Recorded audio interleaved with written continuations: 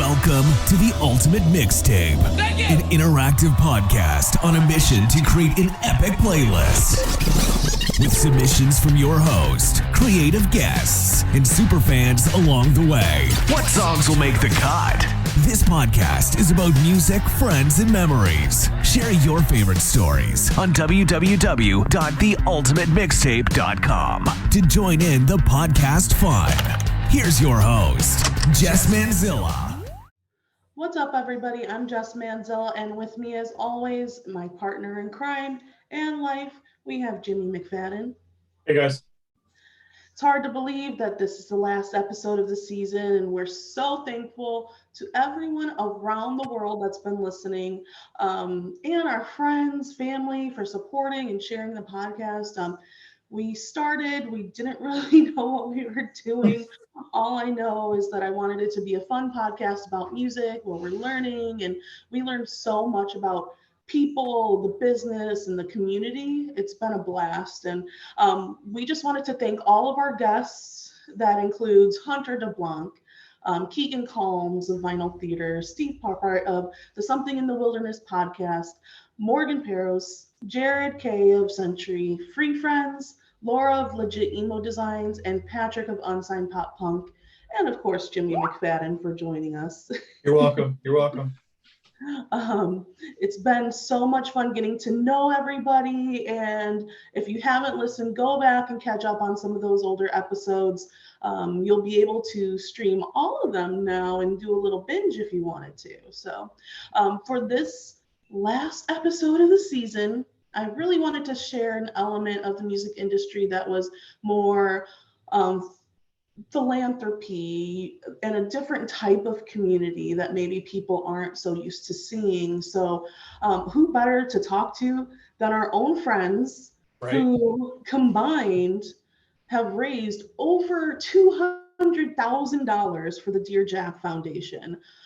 They have made such a positive impact on young adults and their families going through cancer diagnosis that it only made sense that we end our season discussing our favorite charity, the Dear Jack Foundation, and its founder, Andrew McMahon.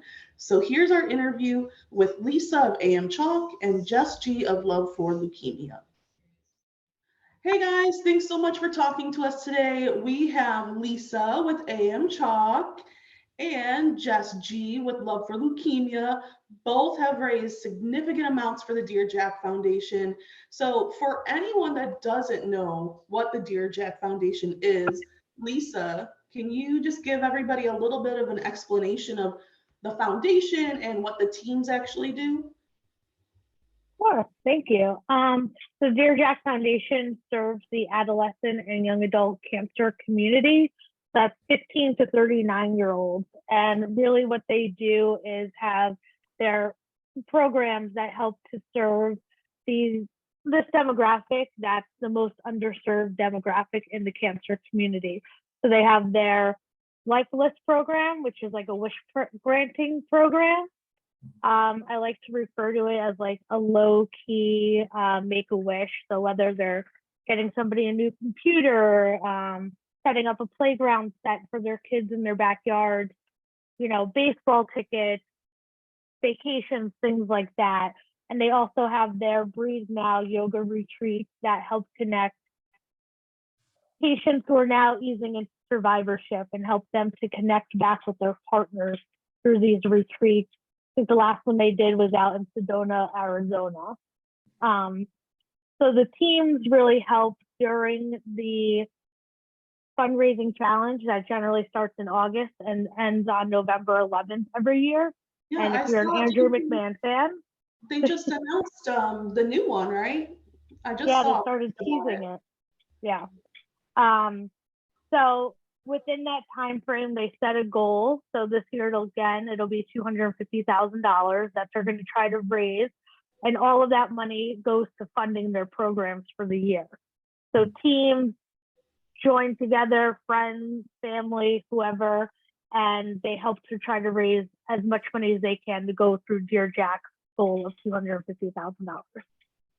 That's awesome. Yeah. I know I've been helping fundraise for Dear Jack for quite some time. I remember actually doing the night walks in Chicago for Team Jack's mannequin back then. So it's awesome to see how the foundation has evolved. Jess, can you tell us how you got involved with Dear Jack and what's kind of kept you motivated for helping them all this time? Sure. So I started Love for Leukemia 8 years ago, and I was completely solo when I started. I had lost my mother-in-law somewhat recently to cancer, and she was very young. My husband and I were super close with her, and just watching her go through all of that really motivated me to get started. Sorry to hear that. Yeah, and I started by having local bands at my dad's bar. I had events at the spa that I worked at. I did local festivals and stuff like that. And I had a pretty successful first year. So I started meeting all of you guys after that, and really the Lisa definitely is the one that made the most connections for me. And I never thought that I would still be here, doing this 8 years later. I've raised $85,000.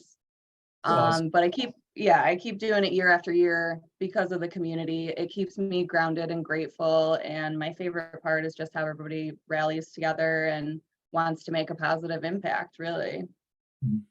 That's I also, awesome. I did a lot with Love, Hope, Strength too, Mhm. when they were still around, helping to put people on the bone marrow registry at concerts and shows and stuff. So that was fun. Yeah, they used to have a lot of different volunteer opportunities for those shows. So it's kind of cool seeing Dear Jack become a bigger entity. But how about you, Lisa? How did you originally get involved with Dear Jack? So kind of going back to what you had talked about with the the Night program. Mhm. So before 2015 did it really start that they started doing the fundraising challenges?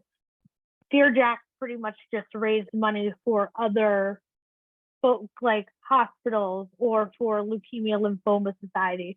So I kind of got connected with Dear Jack when my friend Carrie was going through treatment for leukemia, and I had reached out to them to see if they had any items that they could donate for a big fundraiser we were having. And then through Dear Jack, I also got connected with 11:11 a.m., which was like a group of Andrew fans as well that would do card campaigns and fundraise and go on tour during Warp Tour and have tents and tables, raising money and spreading the word about Dear Jack. They also did like a card campaign for my friend Carrie during that time. But even still then, I was doing a lot of the Light the Night Leukemia Lymphoma Society stuff for Carrie and with her friends and family. The goal was $72,000, right? To represent each adolescent and young adult patient that was diagnosed with cancer within that year. Now that number is over $89,000.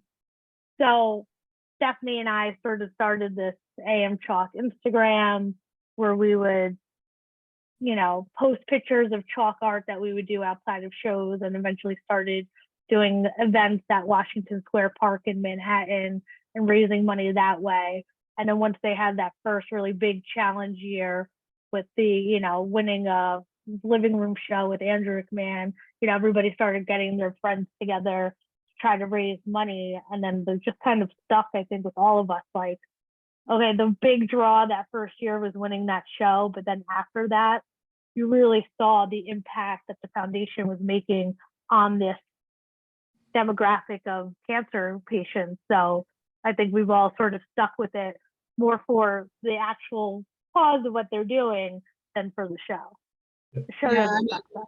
it sounds like you both have direct experience with the cause in general, having people that you love experiencing cancer and being able to help them, even in a small way.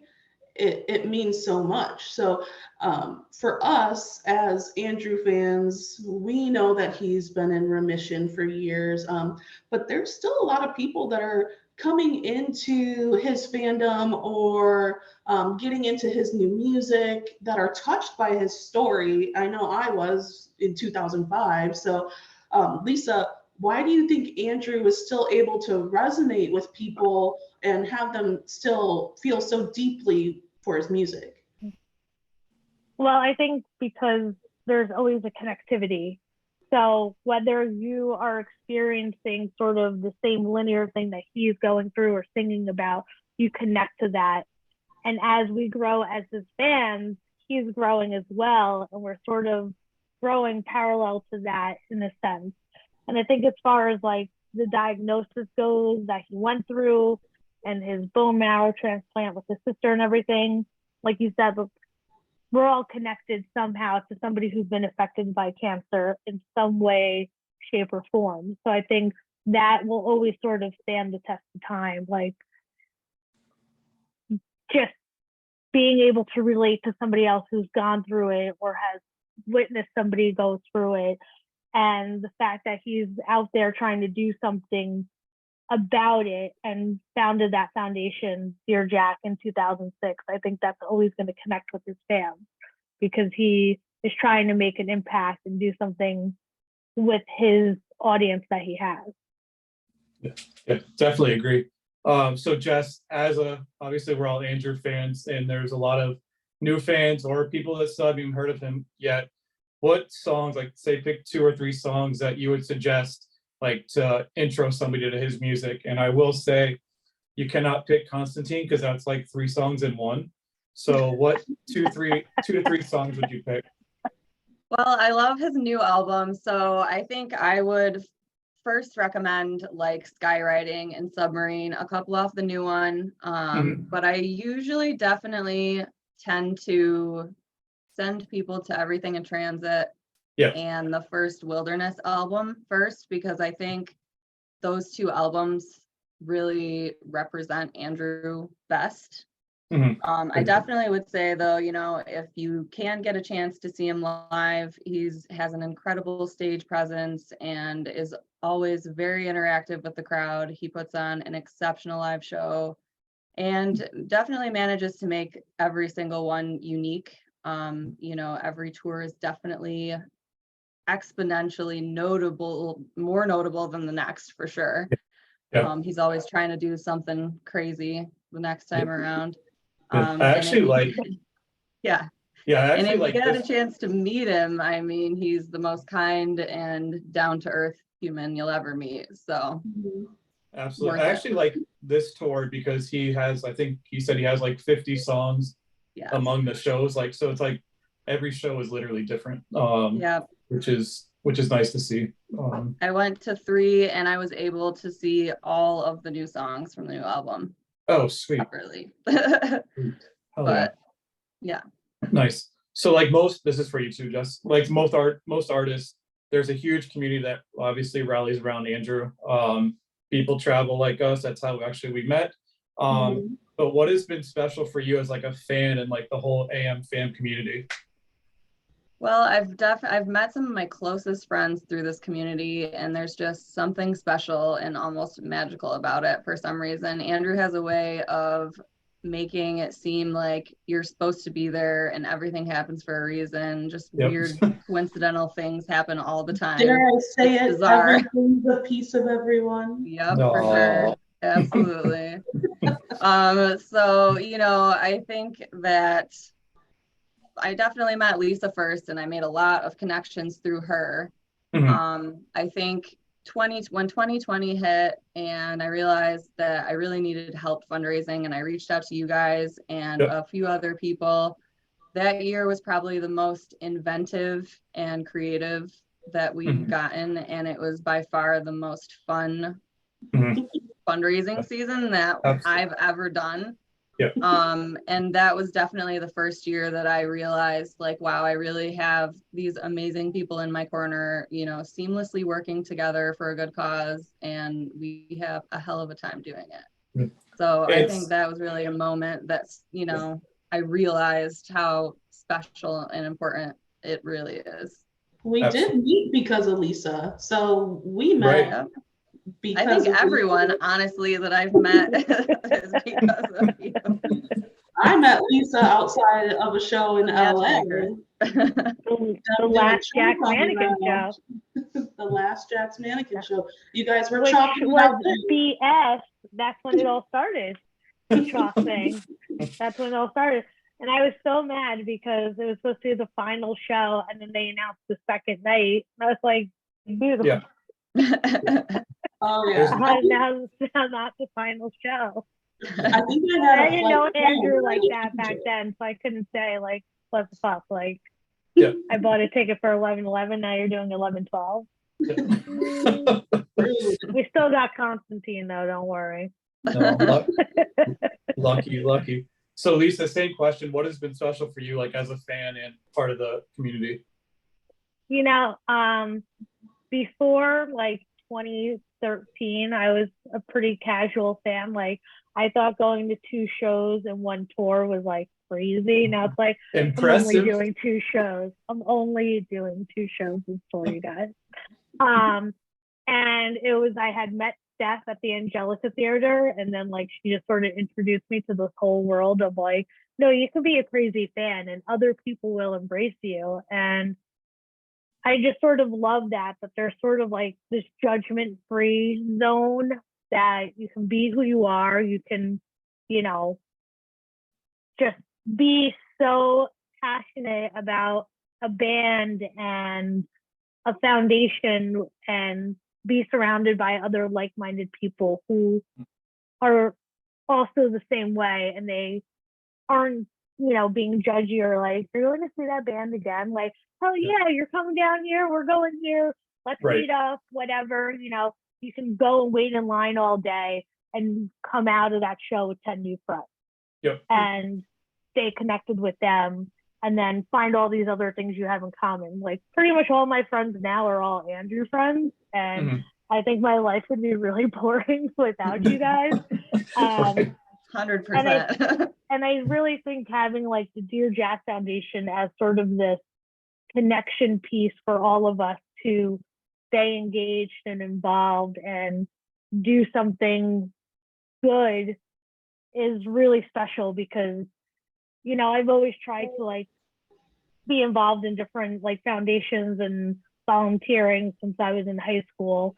But this just really makes it more special because you have your friends surrounded with you. And even though we're on different teams, we're all on the same team. We all have the same goal and, you know, help each other out and whatever. And to me, that's really special because you don't always get that when it's like seen as a competition. Yeah. And that's just not like that for this community of fans.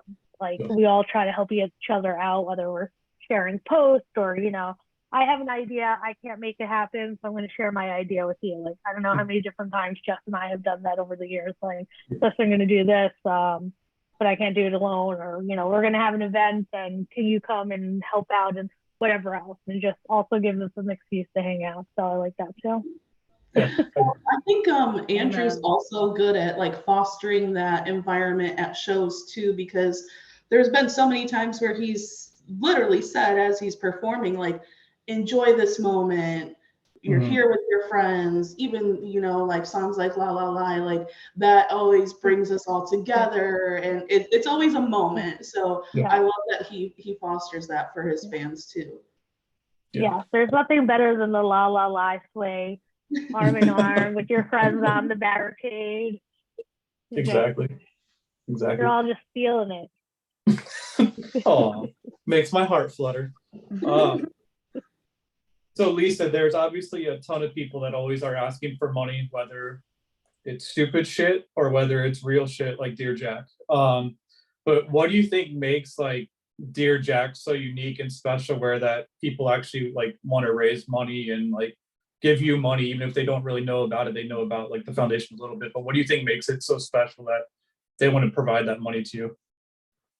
I think it's the programs that they have. So when you think about the Leukemia and Lymphoma Society, let's use that for example, the money they've raised is going towards research, which of course is helping cancer patients along the way. Mhm. But you're seeing the impact it's making in the now for this person that's going through treatment. You're Yeah. seeing that they're given something to look forward to, hope. And then within that, they are given a community of other people who are within that same age range as them for them to connect to. There's Mhm. really nothing else really like that. When you think about Make-A-Wish, that's generally geared towards terminal patients, right? Or Yeah. much younger, like pediatric patients, or even St. Jude, pediatric. So these people who are in their like formative years of like graduating high school, getting married, starting a family, whatever it may be, are given something to look forward to or resources that are going to help them through that. Yep. And I think that's really what sets them apart from all these other foundations and things. Of course, it's not always easy, but you know, when you show that you have a passion for something that you're trying to raise money for, it transfers to that person that you're talking to. So if they're able to, they will give back as much as they can. Yeah, absolutely. Jess, same question. What do you think makes Dear Jack so special? I definitely agree with Lisa. The fact that they directly serve the patients is definitely why I'm so passionate towards them. The money isn't going to hospitals. It's going to send young adults to a yoga retreat. It's, Yep. you know, sending a family to Disney World, or, you know, a teen to a sports event to meet their favorite player. It's Mhm. just more personal and, you know, firsthand brings joy to the families that are going through treatment and really just, you know, the unthinkable at that time. I definitely have a soft spot for that age range. I can't imagine you're just starting your life and Literally, you don't yes. even know what you want to do with your life, and you get a cancer diagnosis. It's just, you know, it's sad. So definitely, I think the way that they work directly with the patients and really directly makes an impact one-on-one is what makes it really special. Yeah, Agreed. that's like so impressive the way that they run that foundation. And it's such a small team too. So kudos to all those guys. They do such a wonderful job and they work so hard. But just if anybody's interested in actually getting involved with Dear Jack, what are some of the ways that they can get involved? My favorite way to get involved is just to simply make cards. Dear Jack holds a quarterly Letters with Love Zoom call, and they go through the patients so you can get to know them. And even if you don't go to the Zoom, you can make cards. All the information is on their website, dearjackfoundation.org. But it's just something really simple and, you know, just a small kind gesture that really, really makes a big difference to them. You know, it really brightens their really shitty day. And I think that alone is worthwhile for sure. Yeah, it's awesome that people can do something small like that. But how would somebody join like a team? Because we were talking about the teams, and I know I was confused about it at first and had no idea about it. And then, like Lisa mentioned, there's all these cool prizes. If you want to get involved, how do you get involved in that? Yeah, I mean, definitely you can go to their website. It has all the details about the challenge. There's tons and tons of ways you can get started. There's lots of other people too that are trying to find teams. So, you know, you can find other people. There's a Facebook group that we have, We Are the Pop Underground. And that has been a really good way to make connections if you're looking to be a part of a team but don't really know anyone. And you can also start individually too. You know, you don't have to go full force right off the bat. But there's tons and tons of things that you can do to fundraise. I mean, you can do walks, you can do festivals, you can, you know, make things. There's, you know, infinite ideas. Awesome. So we have all been impacted by music, and this is a music podcast. So can you tell us about, we'll start with Jess, what you were listening to when you were younger? Like, do you remember even like songs that your parents loved that kind of passed on to you? Totally. Yeah. My dad grew me up listening to Tom Petty and the Rolling Stones. He owned a bar and it was very classic rock focused. So I really grew up around it. My mom was really more Beatles, Monkees, Beach Boys.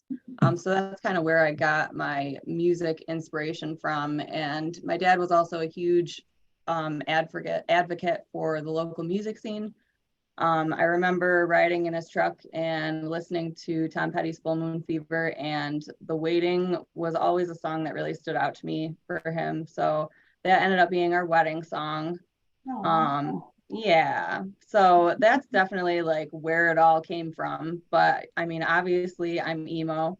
When I hit my like preteen angst, I got a little hardcore and mad at life and was definitely into like Linkin Park and Limp Bizkit and you know, all that. But that died out thankfully. The 2000s rolled around and brought us the genre that we all know and love so much. And I never looked back after that, I'll tell you that. My husband also actually played a huge role in, you know, my like introduction to pop punk. He was always in a band in high school, and I was always going to practices, and we were always trying to go to whatever shows we could go to. And I think Warped Tour is definitely where it really started for me, for sure. I remember I went every year. Like I remember the first one so well. I remember like we were waiting for Good Charlotte on the main stage, and then this fool comes on stage with his piano and he's jumping all around and shit. And that was the first time that I saw something corporate. And yeah, that's where that all started. So that's a whole nother dude with story, fluffy hair. Yeah. You know what we should do is we should like post pictures from like our first Warped Tour if you can find them. Oh my God, yeah, totally. Oh, that'd be so cute. I have my ticket stub, I know that. That's awesome. But the bands, the emo bands anyway, that really influenced me, and probably the bands I've seen the most live, are Something Corporate, Paramore, Starting Line, Motion City, Soundtrack, Dashboard Confessional, Say Anything, Taking Back Sunday. Just a few. And then, yeah, just a few. How about you, Lisa? What bands did you start with? Like, what was baby Lisa listening to, and then what did you evolve to? I can't wait to hear this. I mean, they didn't call me Corny Spice back in the day for nothing. Actually, nobody called me that, but I did dress up as Corny Spice for Halloween, like my high school year of senior year of high school. So, yeah, I was definitely into like Korn, Nirvana, Limp Bizkit, Linkin Park when they came around. I was a lot more like goth, hard rock kind of girl back in the day. Not that you would know it, like looking at me, like I wore my Jankos, but they weren't like huge bow bottoms, but wide enough. You know, back in Pacific somewhere, like would sell that type of clothes. Did you have one of those ball necklaces, like the? Oh, I have. Yes. I might still have my ball chain necklace. Yeah. Oh, totally. I mean, I like that music because it was like angry, and even though I didn't always relate to exactly what like Jonathan Davis of Korn was singing about, it was a lot deeper and darker than anything I had experienced in life. But like, you know, you're a teenager, you're trying to figure out who you are and like also sort of set yourself apart from the rest of the pack a little bit. It just really gave me an outlet to sort of like let this stupid anger that I had out. And you know, and I still love listening to them. I don't listen to them as much. I used to always joke around that like Korn and Andrew were sort of like the light and dark inside of me. So Yes. I think I've just let the light in a little bit more than darkness. So sometimes you just need to rage out a little bit. You know, I just get a little angry. Jimmy knows. He knows. I do know. Jimmy knows. Yeah. You know, when I was in my later high school years, out of high school, I would like go see bands. Like I've just always been like a forever fangirl, go to see these local bands, like it's just like whatever. And like it was fun though, because it's like we're just hanging out and like trying to support these people who are trying to make their dreams happen, and by being in a band. And even if they haven't gone anywhere, like there's only one band that ever made it big, and they used to be called Djibouti, but Coheed, yeah, they came out of Nyack, New York. But like it's sort of crazy when thinking like back to then, like seeing them at this place called the Back Door doing these free shows, and now they're like, headlining festivals and stuff. But I didn't really get into like the emo scene until 2002-ish, when like I had bought tickets for a friend of mine that wanted to go see New Found Glory, so I got tickets for his birthday, and Something Corporate and Finch opened, and like we definitely walked in during the Something Corporate set, and I was like similar to Jess, like what the fuck is this guy doing on top of a piano?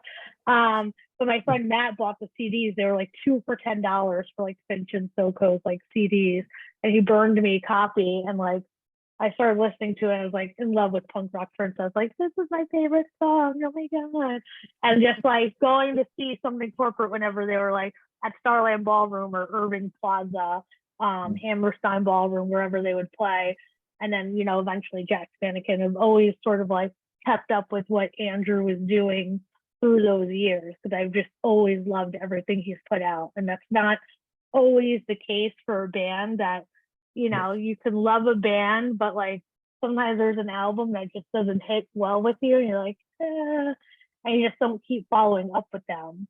But that was never the case for like Andrew. And then any other band that I sort of liked from that scene, like Starting Line, they stopped doing shows, and then they got kind of back together as a band-ish and started doing more shows and Taking Back Sunday. So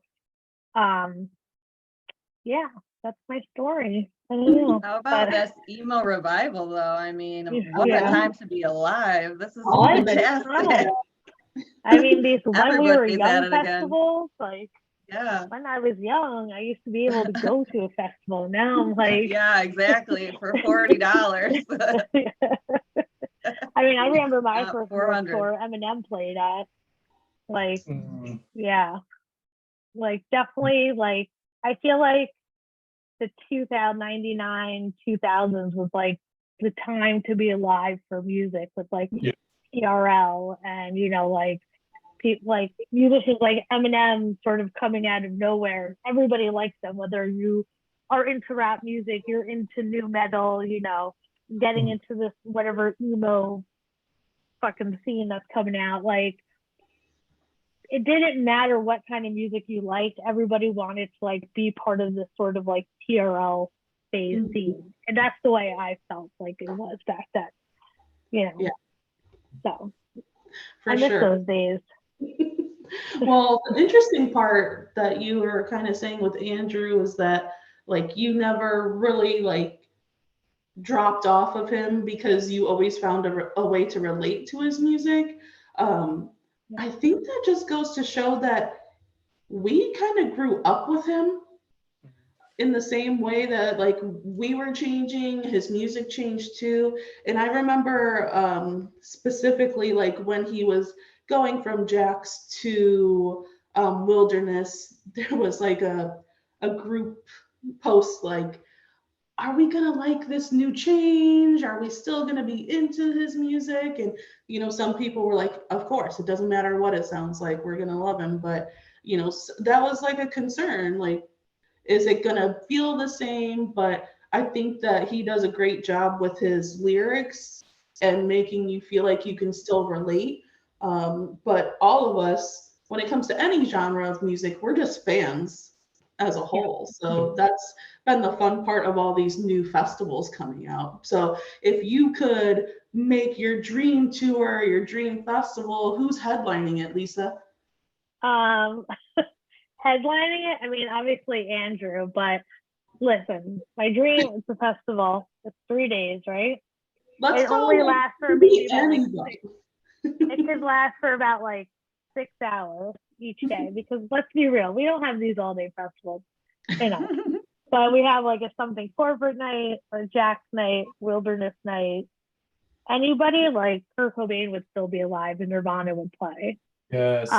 Chili Peppers, Linkin Park, Chester would still be here. Korn, like I'm disappointed that I'm not making Bonnaroo happen this year because Korn and Andrew are playing the same day, and that's always been a dream to see them at like the same thing. But Andrew goes on at like 3 o'clock in the afternoon, and Korn's doing like the midnight set.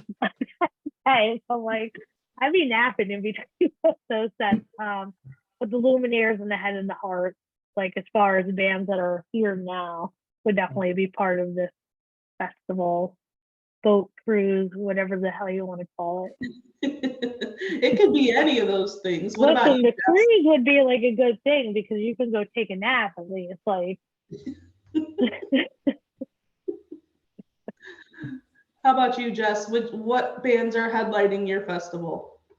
Well, I have a realistic one and a festival one. So the realistic one would be Something Corporate, Starting Line, Motion City Soundtrack, and Mayday, which wouldn't that be a great cruise right there? Just saying, putting that out there. and make it happen. Yeah, make it happen. And then like a festival would be Andrew, Paramore, Billy, and Swim Pilots. Wait, which Billy? Billie Eilish. Yeah, I don't. What other Joel. Billy Crystal? Yeah, I was like, what other Billy is there? Like I said, Billy Idol, Billy Joel. Oh, Billy Idol. Billy Crystal, yeah. Billy Clinton? On the sax. Yeah. He's blowing. So Jess, what is your guilty pleasure of music that we wouldn't think of that you would like? So if you put on Work Bitch for me, I act like a different person. So what is your like guilty pleasure that we wouldn't expect in music? Definitely Billie Eilish. Like pretty much any Billie Eilish song I'll rage to, for sure. She's like emo at heart, so I find it acceptable on that level. Yes. Lisa, go ahead. Britney Spears, Yes. obviously. And like 80s Madonna. Oh. I did not expect Strictly 80s Madonna. Yes. I didn't expect that, but that is much approved. I mean, go ahead. we used to listen to like, you know, in my house there's always music playing. It wasn't anything like cool. It was either like Motown or like Madonna, Michael Jackson. Like that's what was playing. So I just love Immaculate Conception Madonna. Speaking my language, Korn to Madonna. It's like perfect transition. So thinking of current music boobs and everything. Whoa, different foundation. So speaking of current music, and obviously this is called the Ultimate Mixtape. We would like you to add, this is for you, Lisa. We'd like you to add like 1 or 2 songs, 3 if you really want to. What songs would you like to add to our mixtape? Well, now you gave me the option of 3. I only came to armed with 2. If you pick Constantine, remember that's 1 song. I would never, ever pick Constantine. We're sorry, Andrew. If for some reason you're watching or listening to this, I want to apologize, but Constantine will never, ever be on the list of songs I want to hear. That's the clip we're going to post on Instagram. Everybody already knows I hate it. Hate is a strong word, but I really, really don't like it. So back to the song. Definitely Fake by Korn. Yes. If you don't know it, listen to it. Yep. Television by Jack's Mannequin, because it's my all-time favorite Jack song, Andrew song. Well, whatever. We don't have to pick favorites now. But as a third, I would say Lost in My Mind by the Head and the Heart. Got it. We will add those.